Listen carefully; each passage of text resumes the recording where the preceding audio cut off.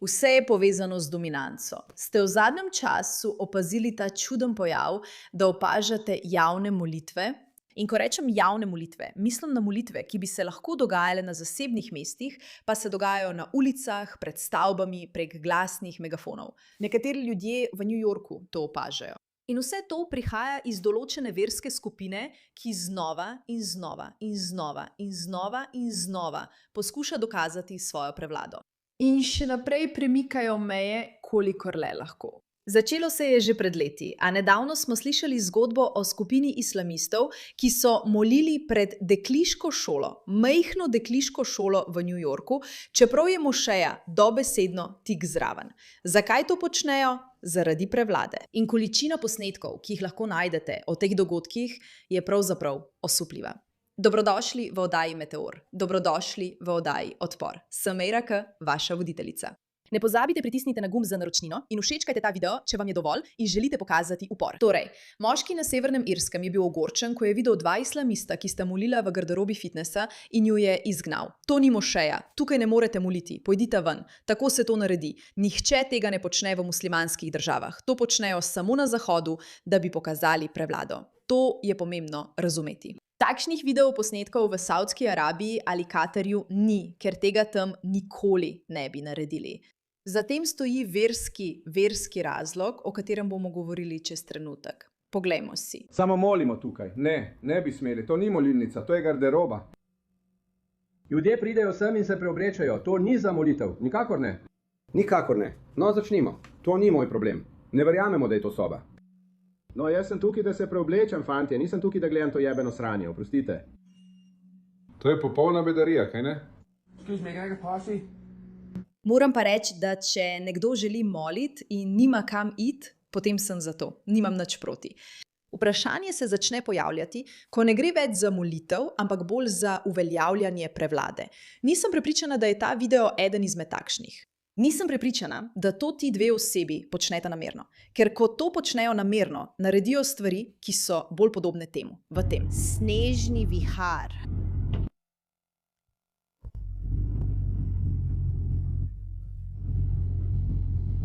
Na vzhodni smeri avtoceste 94 izstopiš in moliš.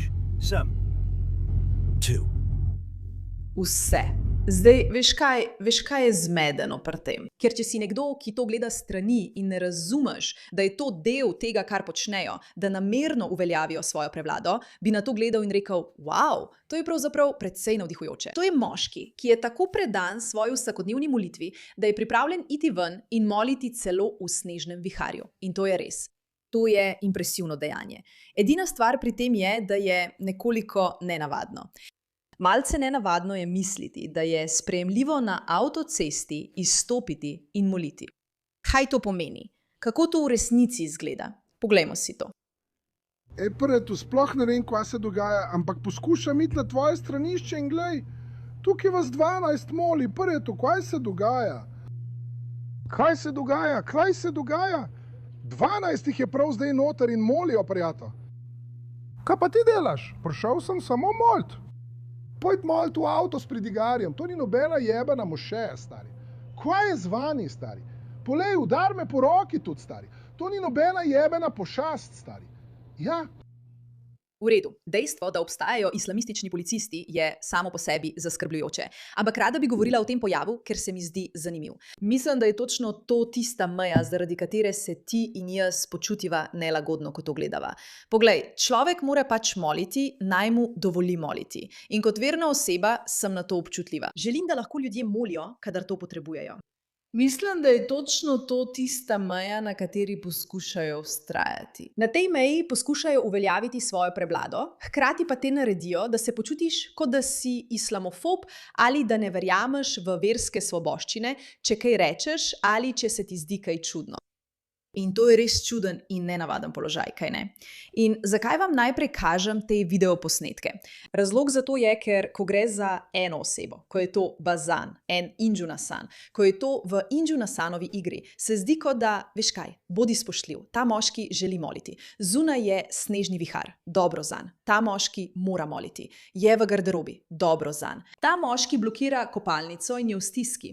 Je policist. Dobro zanj. Naj naredi, kar mora. Ampak kaj se zgodi je, da začnejo s tem, potem pa se to spremeni v nekaj drugega. Ali pa to. In naj Allah sprejme od nas in od vas dobra dela. In vsako leto in vi. Ali to. Od Ramadana do noči Kadr. Ali to. Leto in vsako leto in ti. Ali to.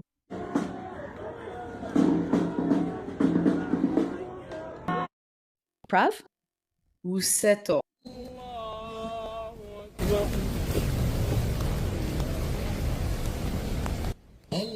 Zdaj, ne vem, če bi kdo od vas lahko pogledal to in si mislil, da to ni prikaz prevlade.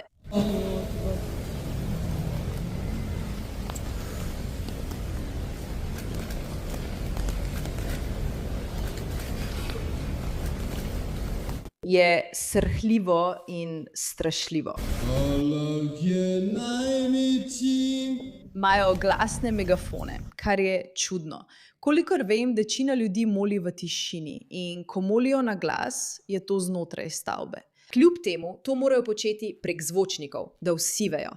Vsi vejo. Zapomnite si, zvočniki niso obstajali pred 500 leti. Torej, mi ne morete reči, da je to obstajalo pred 500 leti. To je nekaj novejšega. In poskrbijo, da vsi vedo, da je zdaj islamistična molitev. Ne pozabite, prevlada.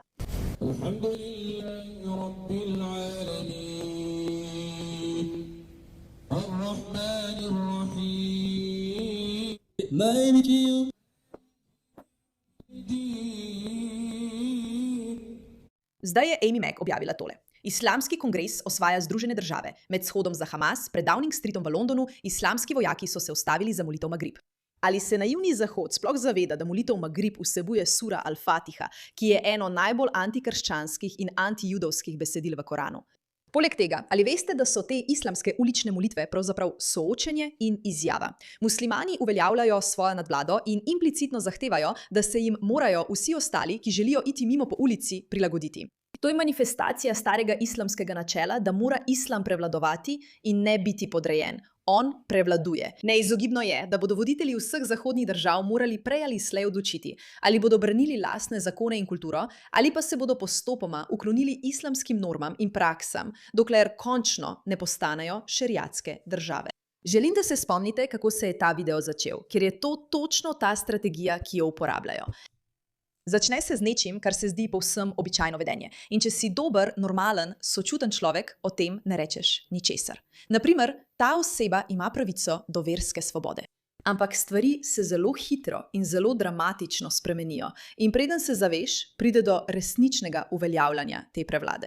In to je težava, ker se dotaknejo tistega dela v nas, ki verjame v svobodo, verjame v verske pravice, verjame v pravico ljudi, da počnejo, kar želijo.